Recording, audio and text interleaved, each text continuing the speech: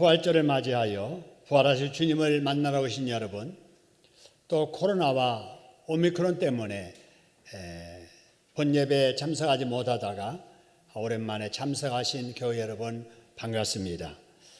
오늘 또 여러분 모두에게 부활의 능력이 나타나서 영육 간에 건강하시고 여러분의 삶 속에 형통한 부활의 축복과 함께하기를 주님의 이름으로 축원합니다. 여러 성경 말씀 중에 부활에 대해서 보다 자세히 설명하는 성경이 바로 고린도전서 15장입니다. 이거를 부활절이라 이렇게 부활장이라고 하는데 그 내용을 간단하게 요약해 말씀드리면 이렇습니다. 만약에 죽은 자의 부활이 없었다면 예수님의 부활도 있지 않았을 것이다. 만일 그리스도께서 다시 살아나시 못하셨다면 믿는 자들도 다 헛일이 될 것이고 그 예수를 전하는 것도 헛일이 될 것이다. 그리고 사람들은 모두가 다 여전히 죄 가운데 살게 될 것이고 설령 부활을 믿다가 죽은 자들도 역시 부활하지 못하니까 그대로 망할 것이다. 또 만일 부활이 없어서 믿는 자들이 바라는 것이 이 세상의 삶뿐이라면 이 세상 사는 많은 사람들 가운데 가장 불쌍한 사람이 부활도 없는 그 예수를 믿는 것일 것이다 라는 겁니다. 따라서 오늘은 이 부활절을 맞이해서 고린도전서 15장과 본문을 중심으로 해서 부활에 관한 말씀을 나누려고 합니다. 오늘 또 우리의 기도를 들으시고 우리의 찬양대원들의 찬양을 받으신 하나님께서 부활의 메시지를 통해서 새로운 은혜 충만히 허락해 주실 줄로 믿습니다. 여러분, 부활이라고 우리 자주 말하는데 부활이 뭘까?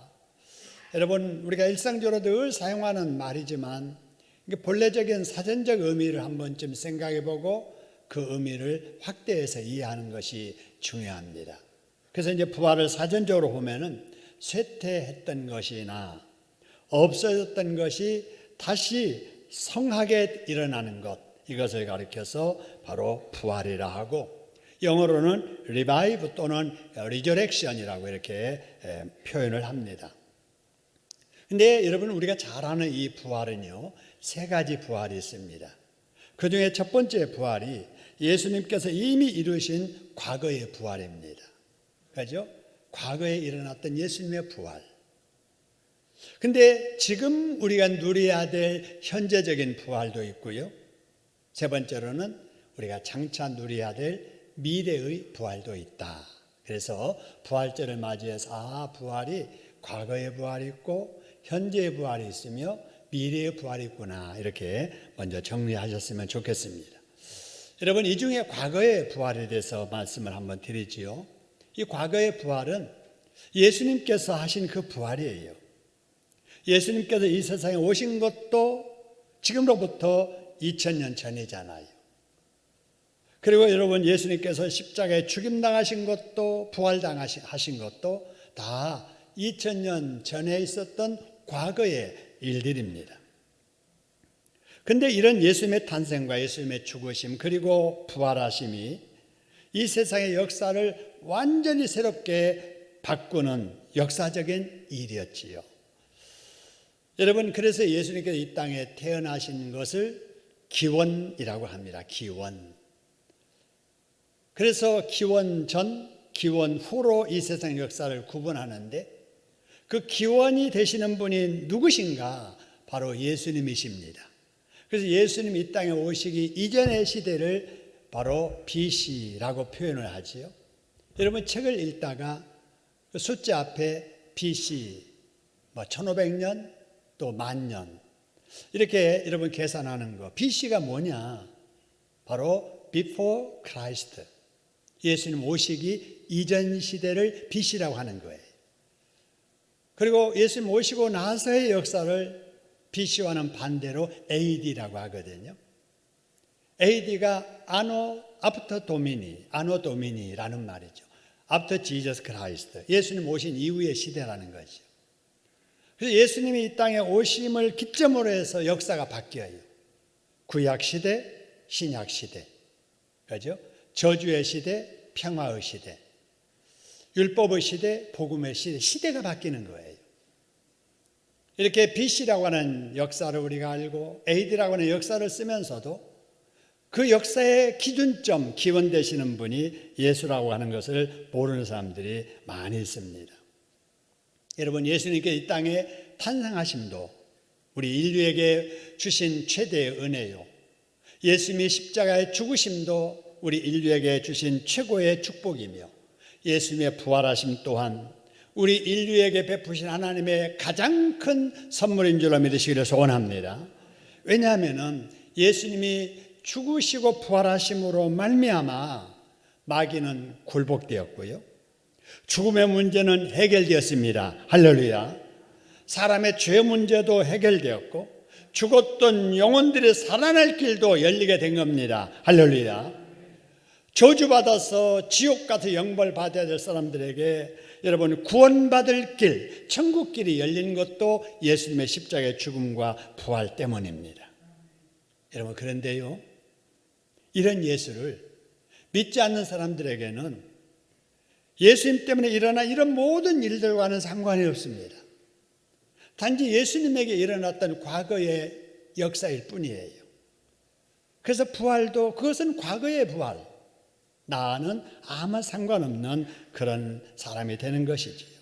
그렇기 때문에 과거에 예수님께서 십자가에 죽으시고 부활하심으로 일어난 이런 효과, 이러한 축복이 나의 것이 되려면은 그 예수를 믿어야 될 줄로 믿습니다. 그리고 그 예수님처럼 살아야 되는 거예요. 믿지 않거나 예수님 말씀대로 살지 않는 사람에게는 현재적인 부활의 변화는 축복은 없습니다. 그래서 우리가 부활절을 맞이해서 과연 나는 과거의 예수님의 부활과 부활을 통해서 이루신 그 축복이 내게 지금 이루어지고 있느냐라고 하는 거예요. 저와 여러분은 최소한 예수를 영접해서 예수를 믿는 줄로 믿습니다. 예수의 부활을 믿는 줄로 믿습니다. 그렇기 때문에 과거의 부활이 현재 우리의 부활인 줄로 믿으시기를 소원합니다. 여러분, 그렇기 때문에 우리가 이 세상에 살면서 예수님을 믿는다면은 예수님처럼 살아야 되는 거예요. 예수님께서 뭐라고 말씀하셨어요? 마태복음 16장 24절에서 누구든지 나를 따라오려거든 자기를 부인하고 뭘 지고 그랬어요? 자기 십자가를 지고 나를 따르라고 말씀하셨습니다. 우리 지금 예수 따르는 자들이잖아요. 근데 믿기는 믿어도 따르기는 싫습니다. 이런 사람들 있잖아요. 알기는 알지만은, 믿기는 믿지만은 그 말씀과는 상관없이 나는 삽니다. 이런 사람들 있잖아요. 이거는 잘못 믿는 거지요. 여러분, 우리가 주님을 따르는 삶은 나를 부인해야 돼요. 내 욕심을, 내 교만을 다 내려놓고 주님이 십자가 지신 것처럼 우리도 예수 믿기 때문에 오는 여러 가지 희생, 짐 이런 것들을 짊어지고 고난이 올지라도 힘들지라도 주님의 말씀 따라 살아가야 될 줄로 믿으시기를 소원합니다. 오늘 우리가 그런 모습으로 여기 와 있잖아요. 여러분, 엿새 동안에 힘써서 일하다가 하루 좀 푹 쉬었다가 월요일부터 또 일하라고 해서 준 공휴일인데, 일요일인데, 여러분, 우리는 이렇게 나와서 어떤 분은 평일보다도 더 바쁘게 일하잖아요. 다른 사람들 다 꽃놀이 가는데도 이 자리에 나와서 예배 드리잖아요. 여러분, 이렇게 함이 무엇인가? 여러분, 십자가 지는 일입니다. 할렐루야. 예수님 기뻐하시는 이 일 때문에 나의 욕심, 세상으로 향하는 마음을 내려놓고 사명의 짐을 짊어지고 예배생활, 봉사생활, 전도생활 하는 것, 이것이 주님을 따르는 삶입니다. 할렐루야. 죽어야 됩니다. 여러분, 요한복음 12장 24절에서도 주님께서 말씀하시기를 밀 한 알이 그대로 있으면 한 알이다. 그런데 한 알의 밀이 땅에 떨어져 죽으면 많은 열매를 맺으리라고 말씀하십니다. 할렐루야. 여러분, 모두가 주님 때문에 여러분 땅에 떨어져서 죽는 미랄들 되기를 주님의 이름으로 축원합니다. 여러분의 가정에서 그렇게 미랄되어 살 때 가정이 평안해지고 여러분이 그런 미랄되어서 교회에서 충성할 때 여러분 때문에 교회가 부흥하게 될 줄로 믿으시기를 소원합니다. 여러분, 그럼 우리가 십자가를 지고 자기를 부인하면서 주님을 따르며 하나님의 미랄처럼 죽어야 한다는 것이 어떻게 하는 것일까요?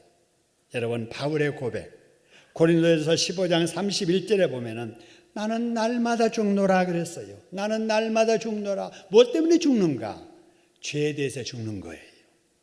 성경 말씀에 나를 비춰보니까 이게 내가 잘못됐다는 것을 깨닫고 그 죄를 회개하고 우리 주님께서 원하시는 그런 삶으로 살아가려고 하는 몸부림, 이것이 주님 따르는 바울의 삶, 날마다 죽는 삶이었습니다.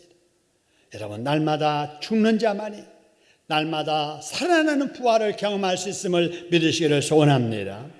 그러기 위해서 예수님께서 만든 제도가 있습니다. 여러 제도들이 있지만은 예수님 만드신 제도, 그게 뭘까? 누가복음 22장 19절에서 20절의 말씀처럼, 자, 무슨 제도냐면요, 성찬식 제도입니다. 성찬식은 예수님께서 고난당하시던 마지막 금요일 날 밤에 제자들과 함께 이 세상에서의 마지막 저녁 식사를 하셨던 거지요. 그래서 그게 최후의 만찬이었습니다. 그 만찬을 우리가 이제 시작하려고 합니다. 여러분, 왜 우리가 예수님의 그 만찬 따라서 해야 되는가? 그 이유는 예수님께서 말씀하시기를 이 떡은 내가 너희에게 위에서 당하는 고통이다. 이 잔은 너희 때문에 흘리는 피다. 그러니 너희도 매년 이 예식을 행하여 나를 기념하라 하셨습니다. 할렐루야. 기념하라는 거예요. 기념하라. 성찬식을 가질 때마다 예수님께서 나 구원해 주시려고 몸에 수치당하시고 채찍 맞으시고 가시관에 찔리시고 못 박히시고 옆구리에 창을 받으시고 이렇게 고통받으시면서 죽으셨구나. 예수님께서 내 죄 때문에 십자가에서 피 한 방울 물 한 방울 남김없이 다 쏟아주셨구나. 여러분, 그것을 기념하는 것이 성찬 예식입니다. 할렐루야. 여러분, 이렇게 과거에 있었던 예수님의 그 십자가의 고난, 과거에 있었던 예수님의 그 보혈의 그 은혜, 또 과거에 있었던 예수님의 그 부활, 이런 것들을 우리가 기념하면서 나도 주님처럼 살아야 되겠다라고 할 때, 여러분, 과거에 있었던 주님의 그 은혜가 우리들에게 현재적으로 임하게 될 줄로 믿으시기를 소원합니다.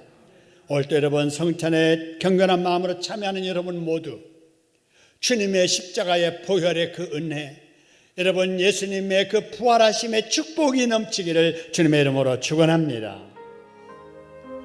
주의 성찬의 의미를 깨닫고 성찬식에 참여한 여러분들에게 주님께서 이미 이루신 과거의 부활이 오늘 여러분에게 현재의 부활로 임하게 된 줄로 믿습니다. 왜냐하면 고린도후서 5장 17절의 말씀처럼 여러분, 누구든지 예수 믿고 그리스도 안에 살면 새로운 피조물이라고 그랬습니다. 새로운 피조물이 된 거예요. 이게 바로 과거의 부활이 현재의 부활이 되었다, 그 말입니다. 그렇기 때문에 이전의 것은 다 지나가게 됩니다. 할렐루야. 저주도 지나가게 된 줄로 믿습니다. 여러분, 마귀의 종되었던 삶도 지나간 줄로 믿습니다. 지옥 가서 영벌받아야 될 것도 이미 지나간 줄로 믿습니다. 우리에게는 새로운 피조물인 것처럼 여러분, 우리는 이제 하나님의 자녀가 되었습니다. 천국의 백성이 되었습니다. 할렐루야. 우리가 주님 따라 살기만 하면 우리에게 찾아온 여러 가지 좋지 않는 일들 이제 다 물러가게 될 줄로 믿습니다. 코로나도 물러가게 될 줄로 믿습니다. 질병도 물러가게 될 줄로 믿습니다. 우리에게 매여 있었던 것들도 풀려지게 될 줄로 믿습니다. 여러분에게 막혀 있었던 일들도 열리는 에바데 역사가 이후로 일어나게 될 줄로 믿으시기를 주님의 이름으로 축원합니다. 그렇게 하실 우리 하나님께 박수 영광 돌리겠습니다. 감사합니다. 여러분, 부활은 과거의 부활이 있고 예수 믿고 나서 누리는 현재의 부활이 있다고 했잖아요. 근데 부활은 또 한 가지가 있는데 과거, 현재, 그 다음에 미래의 부활이 있습니다. 여러분, 미래의 부활은 우리 주님이 오시는 날, 우리도 부활해서 공중 혼인잔치에서 주님과 함께 혼인잔치 마치고 이제 영생복락을 누리는 천국의 삶이 계속 이어지게 될 줄로 믿으시기를 소원합니다. 그러기 위해서 우리가 해야 될 일이 무엇인가? 이제 새로운 피조물이 되었으니, 이제는 하나님의 자녀가 되었으니 여러분, 하나님을 기쁘게 해드리는 삶을 살아야 됩니다. 할렐루야. 마귀 기뻐하는 삶을 살지 말고, 나만 기뻐하고 하나님 싫어하는 삶을 살지 말고, 우리 하나님이 기뻐하는 삶을 살면 하나님도 기뻐하시고 나도 기쁘고 우리 주변도 나 때문에 기쁘게 될 줄로 믿으시기를 소원합니다. 여러분, 새로운 피조물 된 우리들, 구원받아 하나님의 축복 속에 살면서 미래의 부활의 축복을 기대하며 사는 사람들은 늘 예배 생활에 힘써야 됩니다. 할렐루야. 아무리 어려워도 죽으면 죽으리라는 각오를 가지고 지킬 것 지키면서 예배 생활해야 되지. 여러분, 코로나 때문에 나 교회 못 나가, 이런 약한 마음 가지면 안 돼요. 부활을 믿는 우리들인데, 죽어도 사는 것을 믿는 우리들인데, 여러분, 믿음 없는 사람들이 염려하는 그런 염려에 눌려서 해야 할 기본적인 주일 성수 예배 생활을 못한다면 이건 부활의 신앙 가진 자의 모습이 아니지요. 인간이기 때문에 지킬 것 지켜야 돼요. 마스크 쓰고 또 거리 두기 하고 또 여럿이 모였을 때 음식 나누는 거 삼가하고 많은 사람 접촉하는 것을 피하는 그것은 우리 약한 인간이기 때문에 해야 될 일이나, 그렇다고 해서 기본적인 대면 예배도 못하면 안 되잖아요. 여러분, 지금까지 애쓰셨습니다. 고생하셨습니다. 코로나에 안 걸린 것도 기적이지만 오미크론 코로나에 감염되었다가 여러분 별 이상 없이 회복된 것은 더 큰 기적을 체험한 겁니다. 할렐루야. 여러분, 이제 이후로 정말 우리가 힘써야 될 것이 주일 지키며 예배 생활에 힘쓰고 기도 생활에 힘써야 될 줄로 믿습니다. 기도해야 내가 살고, 기도해야 내 자녀가 살고, 기도해야 우리 공동체가 살기 때문에 그렇습니다. 할렐루야. 새 정부 출발을 앞에 두고 나라를 위해서 기도해야 되고, 코로나 때문에 막혀있는 선교가 다시 한번 문이 활짝 열리도록 우리가 기도해야 될 줄로 믿습니다. 우리는 나만을 위해서 살면 안 돼요. 내가 받은 사랑을 이웃과 함께 나누는 이러한 봉사의 삶을 살아야 됩니다. 그리고 내가 예수 믿어서 구원받았다면 내가 예수 믿는 믿음, 그것을 믿지 않는 사람들에게 전하는 전도도 힘써야 될 줄로 믿으시기를 소원합니다. 오미크론 때문에, 코로나 때문에 오랫동안 답답하게 집에 계시다가 부활절 날 교회 나오신 여러분, 우리 하나님께 기뻐하실 줄로 믿습니다. 그런데 아직도 이 자리에 나오지 못한 우리 결석자들, 우리 가족들, 우리 구역 식구들, 우리 형제들, 우리 자매들 있잖아요. 여러분, 우리가 다가가야 됩니다. 우리가 손 내밀어야 됩니다. 우리가 손잡고 이렇게 세워서 데리고 나와야 됩니다. 할렐루야. 우리 부활의 소망의 축복을 가진 우리들, 이렇게 전도에 힘쓰심으로 우리 하나님께 영광을 돌리는 저희들 되기를 주님의 이름으로 축원합니다. 여러분, 이제 이후로 여러분의 삶 속에 어둠의 모든 걱정스러운 것들은 다 지나가고 우리 주님 부활하신 것처럼 좋은 일, 복된 일, 감사한 일들이 여러분의 가정에, 여러분의 자녀들에게, 우리 교회 공동체 함께하기를 주님의 이름으로 축원합니다.